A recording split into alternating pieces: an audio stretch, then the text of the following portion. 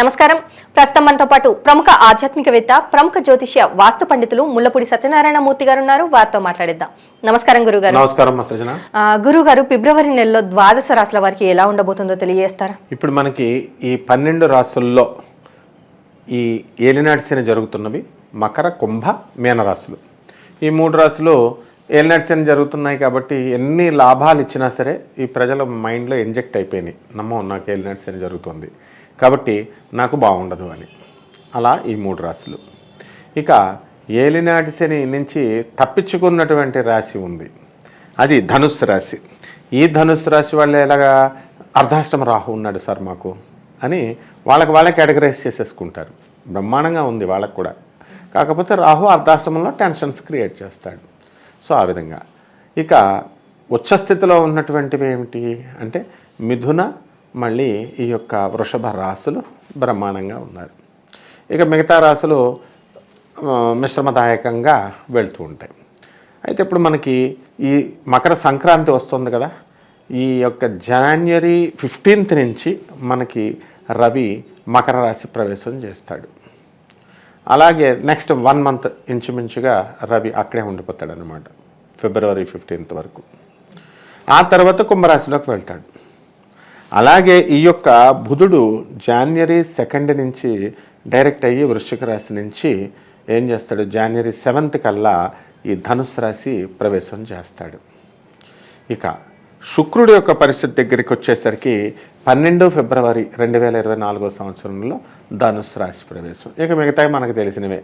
గురుడేమో మేషరాశి, రాహువు మీనరాశి, కేతువు ఈ వృశ్చిక రాశి. ఈ విధంగా 12 రాశుల వారికి కూడా శుభాలు జరుగుతాయి, అశుభాలు జరుగుతాయి. కేవలం ఈ మిథున వృషభ రాశి వాళ్ళు బాగున్నామని చెప్పేసి వాళ్ళకి కేవలం శుభాలు జరగడం, ఈ ఏలినాటి శని జరుగుతుంది కాబట్టి మకర, కుంభ, మీన రాశి వాళ్ళకి దంచుడి కార్యక్రమంలా వాళ్ళకి బ్యాడ్ జరగడం అవే ఉండవు. వాళ్ళకి శని బాగాలేకపోతే వీళ్ళకి శని బాగుంటుంది. ఇక బాగున్న వాళ్ళకి గురుడు బాగుంటే వీళ్ళకి గురుడు బాగుండడు, శుక్రుడు బాగుంటే వీళ్ళకి శుక్రుడు బాగుండడు. అన్ని ఈ యొక్క గ్రహాలు ఎలా ఉన్నా కనీసం ఒక గ్రహమైనా ప్రతి రాశికి మేలు చేస్తూ ఉంటుంది. అలా చేయని పక్షంలో ఏమవుతాయి, సకల కష్టాలు ఒకడికే వచ్చేస్తే, ఒక రాశి వాళ్ళకే వచ్చేస్తే వాళ్ళు ఇంకా బ్రతకలేరు. నువ్వో గొయ్యో చూసుకోవాలి. కాబట్టి సూసైడ్లు చేసేసుకోవాలంతా, బ్యాచ్లో సూసైడ్లు చేసుకోవాలి. కాబట్టి అలా చేయనివ్వదు. మళ్ళీ వలన కష్టాలు పెట్టినా మళ్ళీ వాటిని తట్టుకునేటటువంటి ధైర్యం ఈ గ్రహాలు ఆ రాశుల వ్యక్తులకు ఇస్తుంది. గురుగారు, ఫిబ్రవరి నెలలో కర్కాటక రాశి వారికి ఎలా ఉండబోతుందో తెలియజేస్తారా? కర్కాటక రాశి వారికి ఈ యొక్క ఫిబ్రవరి నెలలో అష్టమ శని నడుస్తున్నాడు, భాగ్యంలో రాహు. ఆ తర్వాత కుజుడు 5 ఫిబ్రవరి నుంచి సప్తమ స్థితిగతుడు, రవి జనవరి 15 నుంచి సప్తమ స్థితిగతుడు. ఈ విధంగా ఉన్నాయి గ్రహస్థితి. అలాగే భృగశుడు దోషాన్ని ఈ యొక్క శుక్రుడు ఫార్మ్ చేస్తున్నాడు మరి 12 ఫిబ్రవరి తర్వాత నుంచి. ఈ విధంగా ఈ యొక్క కర్కాటక రాశి వారికి డెవలప్ అవుతూ ఉంది, నిత్యం లెక్కుతూ జాతకం పరిగెడుతోంది. కాబట్టి మనం కూడా కర్కాటక రాశి వాళ్ళంతా కూడా నిదానంగా పైకి వెళ్ళేటటువంటి మంచి తరుణము ఈ యొక్క ఫిబ్రవరి నెల 2024 సంవత్సరం అమ్మ. మరి వీరికి వృత్తి, వ్యాపార, ఉద్యోగపరంగా ఎలా ఉండబోతుంది అంటారు? ఇక ఈ కర్కాటక రాశి వారికి గురుడు రాజ్యస్థితిగతుడై ఉన్నాడు. ఉద్యోగంలో ఆఫీసర్ల హెరాస్మెంట్ ఉండదు. ఆ తర్వాత చక్కగా పని లోడ్ ఎంత ఉన్నప్పటికీ కూడా దాన్ని పూర్తిగా వీళ్ళు పూర్తి చేసేస్తారు. వీళ్ళ కొలీగ్స్, వీళ్ళ యొక్క సుపీరియర్ ఆఫీసర్స్ అవనివ్వండి, కింద వాళ్ళు అవనివ్వండి, వీళ్ళంతా కూడా మిమ్మల్ని చాలా బాగా మెచ్చుకుంటారు. కాబట్టి ఈ వృత్తి, వ్యాపార, ఉద్యోగ విషయాల్లో బ్రహ్మాండంగా ఉంది. అలాగే ఈ యొక్క వ్యాపారాలు చేసేటటువంటి వాళ్ళు ఎవరైతే ఉన్నారో అటువంటి వాళ్ళంతా కూడా మనకి కిరాణా సామాను, departmental stores, hotel industry and ఈ యొక్క బట్టల షాపులు నడపకూడదు వీళ్ళు. మరి ఏవి నడపాలండి అని అంటే ఎలక్ట్రానిక్ సంబంధించిన వ్యాపారాలు, సాఫ్ట్వేర్ వ్యాపారాలు, ఇవి మంచిగా పికప్ అవడానికి అవకాశాలు ఉన్నాయి. అదేవిధంగా మనకి ఆర్మీ, ఆ తర్వాత ఈ యొక్క కమర్షియల్ ట్యాక్స్, ఇన్కమ్ ట్యాక్స్ డిపార్ట్మెంట్లో పనిచేస్తున్నటువంటి వాళ్ళంతా కూడా వీళ్ళు అత్యధికమైనటువంటి ఆదాయాల్ని అదనపు ఆదాయాలను తీయడానికి కూడా అవకాశం ఉంటుంది. ప్రమోషన్స్ వస్తాయి, ట్రాన్స్ఫర్స్ కూడా రెగ్యులర్ ట్రాన్స్ఫర్స్ ఉంటాయి. మరి అలాగే వ్యాపారాలు, కొత్త వ్యాపారాలు ప్రారంభించాలి అనుకుంటే ఎలాంటి వ్యాపారాలు ప్రారంభించవచ్చు అంటారు? ఈ యొక్క కర్కాటక రాశి వారు కరెంటు సంబంధమైన వ్యాపారాలు, ఈ ఎలక్ట్రానిక్స్ సంబంధించినటువంటి బిజినెస్లు, సాఫ్ట్వేర్ సంబంధించినటువంటి బిజినెస్లు ఇవి ప్రారంభించి జాగ్రత్తగా వీళ్ళని కాపాడుకుంటూ రక్షించుకోవాలన్నమాట. అలాగే ఈ యొక్క మనము ఈ రాహువును బట్టుకొని మనం ముందుకు వెళుతున్నాం కాబట్టి రాహు కోసం మనం చక్కగా ఎర్రని వస్త్రాలని, ఆరెంజ్ వస్త్రాలని ఇలాంటివి 4వ తేదీ, 13వ తేదీ, తర్వాత 22వ తేదీ ఇలా 4 వచ్చేటటువంటి దినాలలో వీళ్ళు మంచిగా ఎక్కువ కనుక కష్టపడినట్లయితే బ్రహ్మాండంగా ఉంటుందమ్మా, ఫలితాలు మంచిగా వస్తాయి. మరి అలాగే వీరికి కుటుంబ పరంగా, కుటుంబ భాగస్వామి నుంచి తరపు నుంచి వెళ్ళి కావచ్చు ఎలాంటి సపోర్ట్ లభించే అవకాశం ఉంది? అలాగే ఆరోగ్యపరంగా ఎలా ఉండబోతుంది అంటారు? ఈ కర్కాటక రాశి వారికి ఉబ్బసం ఉంటుంది, ఆ తర్వాత దగ్గు, కోల్డ్ ఇలాంటివి వస్తాయి. మెట్లెక్కుతుంటే ఆయాసం సౌండ్ క్లియర్గా వినబడుతుంది. ఓబకాయం వస్తుంది కర్కాటక రాశి వారికి.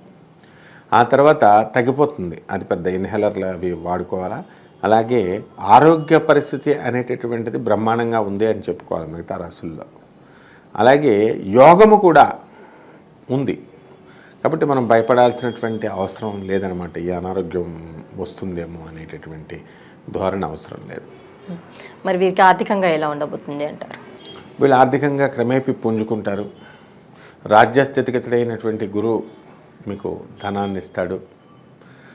అయితే 6వ స్థానంలో ఉన్నటువంటి శుక్రుడు మాత్రమే కొంచెం ఇబ్బంది పెడతాడు. కాబట్టి అలా ముందుకి లాక్కి వెళ్తూ ఉంటారు. ఎకనామిక్ ఫ్రంట్లో వీళ్ళ ఆదాయం కూడా బాగుంటుంది అనమాట. ఇంటర్నేషనల్ మార్కెట్లని కొట్టాలి, మేము ధీటుకోవాలి అనేటటువంటి పద్ధతితో వీళ్ళు ఈ కర్కాటక రాశి వాళ్ళు పనిచేస్తారు ఈ సంవత్సరం, ఈ నెలలో. మరి అలాగే విద్యార్థులకు కావచ్చు, విదేశాలకు వెళ్ళాలి అనుకునే వారికి కావచ్చు ఎలా ఉండబోతుంది అంటారు? విదేశాలకు వెళ్ళాలనుకునేటటువంటి కర్కాటక రాశి వాళ్ళు ముందుగా వెళ్ళిపోతారు. అలాగే భాగ్యస్థితిగతుడైనటువంటి రాహు వీళ్ళకి విమానం ఎక్కిస్తాడు. కాబట్టి ఈ ఎవరెవరైతే ఇంతవరకు కర్కాటక రాశి వాళ్ళు మేము విమానం ఎక్కలేదండి అనేవాళ్ళు విమానం ఎక్కేయచ్చు. అలాగే విదేశీ సంబంధించినటువంటి స్టూడెంట్స్ ఎవరైతే ఉన్నారో అటువంటి వాళ్ళకి రకరకాల కోర్సులు వీళ్ళు కోరుకున్న చోట్ల విశ్వవిద్యాలయాల్లో సీట్లు రావడానికి అవకాశం ఉన్నాయన్నమాట. అలాగే ఈ కర్కాటక రాశి వారి యొక్క పిల్లలకి కన్వకేషన్స్కి వీళ్ళు పెద్దల్ని పిలుస్తాం జనరల్గా యూనివర్సిటీస్లో. అలా ఫారెన్లో, యుఎస్లో ఉన్నటువంటి వాళ్ళు వాళ్ళ తల్లినో తండ్రినో ఎవరినో ఇద్దరిని తీసుకెళ్తున్నారు. కనీసం తల్లో తండ్రి ఎవరో ఒకళ్ళు వెళ్తున్నారు. ఈ విధంగా వీరి వల్ల మనకి విదేశీ యానం అనేటటువంటిది సులభం అయిపోయిందనమాట. కాబట్టి ఓవరాల్గా ఈ యొక్క అన్ని రకాల వ్యాపారాలు చేసేటటువంటి వాళ్ళు ఈ బ్రహ్మాండంగా ఉన్నారు. అన్ని వర్గాల వారు ఈ యొక్క కర్కాటక రాశిలో పడిన వాళ్ళు మంచిగా ఉన్నారమ్మా. మరి రాజకీయ నాయకులకు ఎలా ఉందంటారు? రాజకీయ నాయకుల దగ్గరకు వచ్చేసరికి 7వ స్థితిగతుడైనటువంటి రవి మళ్ళీ ఫిబ్రవరి 15వ తేదీ వరకు మనకి 7వ స్థానంలో ఉంటాడు. ఆ తర్వాత 8వ స్థానంలో వస్తాడు. 8వ స్థానంలో ఉన్నటువంటి రవి ఏం చేస్తాడు?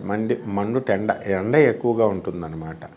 ఒక ఏకాదశికి అలా నువ్వు అబ్జర్వ్ చేస్తే కొన్ని అష్టమ రోజుల్లో కూడా మంచిగా బ్రైట్గా వెలుగుతూ ఉంటాడు. కాబట్టి అటువంటి ఈ యొక్క చంద్రుడికి చక్కగా చిన్న గ్లాసులో పాలు పోసి సాయంత్రం ప్రదోష సమయంలో ఆవులింటికి వచ్చేటటువంటి సమయంలో అక్కడ దేవుడి దగ్గర పెట్టుకొని మరి దండం చేసుకుంటే ఒక 20 నిమిషాల పాటు మెడిటేషన్, పూజ ఏదో ఒకటి చేసుకున్నట్లయితే తప్పకుండా మనకి ఈ రాశివారు పాలునిస్తారమ్మా.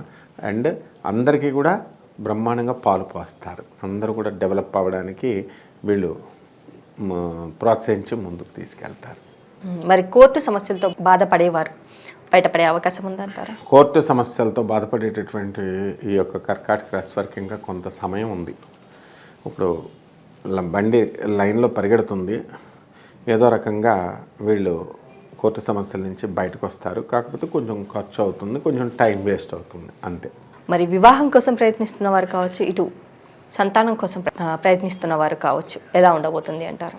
వివాహం కోసం ప్రయత్నించిన వాళ్ళకి 6వ శుక్రుడు వచ్చాడు కాబట్టి అది పరిస్థితి బాగుండలేదు. ఇక సంతానం కావాలండి అనుకునేటటువంటి వాళ్ళకైతే గురుడు రాజ్యస్థితిగతుడై ఉన్నాడు. 70% నుంచి 80% వరకు పిల్లలు కలగడానికి అవకాశాలు ఉన్నాయి.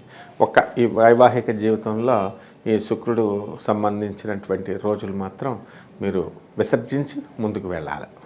తప్పకుండా కుదురుతుంది మంచి సంబంధం. మరి వీరికి భూయోగం కానీ, గృహయోగం కానీ, వాహన యోగం కానీ ఉంది అంటారా?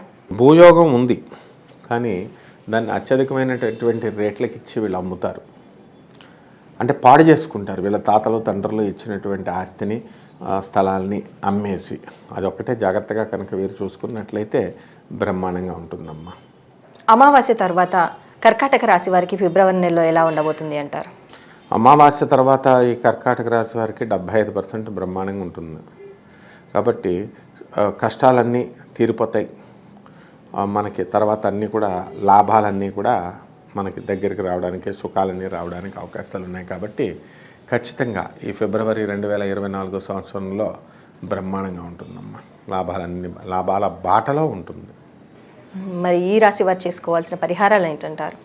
ఈ రాశి వారు చేసుకోవాల్సిన పరిహారం ఏమిటంటే శుక్ర జపం, శుక్రుడి స్తోత్రాలు, శుక్రుడికి కిలోంపావు బొబ్బర్లని, పసుపు రంగు ఉన్నటువంటి వస్త్రాన్ని మనం పేద బ్రాహ్మణులకి దానం చేయడం ద్వారా ఈ యొక్క దోషాలన్నీ కూడా తొలగిపోతాయి. నెక్స్ట్, ఈ యొక్క శని జపం చేయాలా, శని స్తోత్రాలు చేయాలా, శనికి కిలోంపావు నల్ల నువ్వుల్ని పేద బ్రాహ్మణులకి దానం చేయాలా. అలాగే నువ్వుల నూనెతో నవగ్రహాల దీక్ష చేసుకుంటూ నువ్వుల నూనెతో మనం అభిషేకం చేయాలా, జమ్మి చెట్టుకు పూజ చేసుకోవాలా. ఈ విధంగా కనుక చేసినట్లయితే బ్రహ్మాండంగా ఉంటుందమ్మా. అలాగే గురువుగారు, కర్కాటక రాశి వారికి ఫిబ్రవరి నెలలో ఎలా ఉండబోతుంది, అలాగే వీరు చేసుకోవాల్సిన పరిహారాలు ఏంటి, శుక్రుడిని కానీ శనిని కానీ ఎలా ఆరాధించాలి, ఎలాంటి దానాలు చేసుకోవాలి అనేసి చాలా చక్కగా వివరించారు గురువుగారు. ధన్యవాదములు. ధన్యవాదాలమ్మా.